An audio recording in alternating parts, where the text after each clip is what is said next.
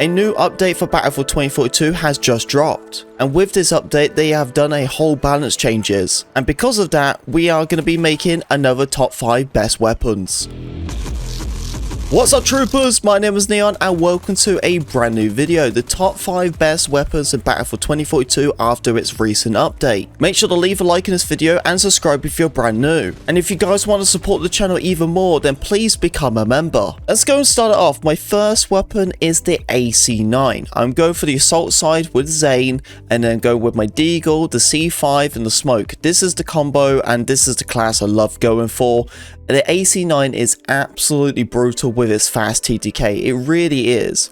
I'm going for the Fusion Holo with the thermal sight, then we're going with the Champion Muzzle Brake, the Rep Suppressor for the flanks, the laser sight because, dude, this is an SMG, it works really good at close range, so you need that laser sight. If you don't want to be using that, then you can go and use the LWG grip, then I go with my 40 round magazine, then the 30 rounds for the subsonic. This is also going to work really well with the Rep Suppressor, and then I just use the close combat. And that's the first build, the AC9, a really good build, especially when it comes to TTK. My next build is the AK-5C.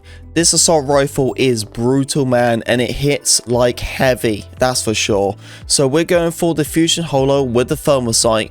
Up to you on your third sight, you can be whatever way you want it to be. Then I go with this one here, the Tactical Muzzle Brake. This works on your horizontal recoil control, as this is what you mainly need the most, because the vertical isn't that bad, it's just the horizontal you need to work on. Use the Rep Suppressor for your flanks, and then the Champion Muzzle Brake if you feel like that weapon has too much of a kick. But as I said, it's more about the horizontal than it is with the vertical.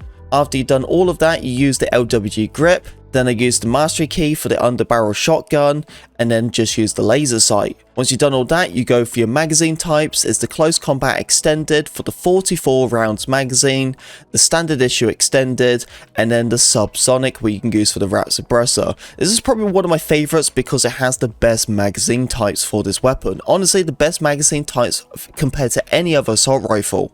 The third weapon, I have to be talking about the RM68. This weapon honestly reminds me a lot like the AK-5C, as both of these weapons are very similar. So when it comes to these guns, it's up to you which ones you want to be using, but the RM68 did come out and it was a really good gun, and then of course they nerfed it. This gun has a lot of history behind it, but overall a fantastic weapon. My sights is the same combo, then you're going to be using your suppressor brake. This is going to be doing suppressor sound, you're going to be minimap stealth by 30 meters plus, and it's also going to help you out with your recoil control. If that's not what you want to be using, but you still want to go with the suppressor but increase the rate of fire, then you want to be using the short-term barrel because this is going to be perfect for you.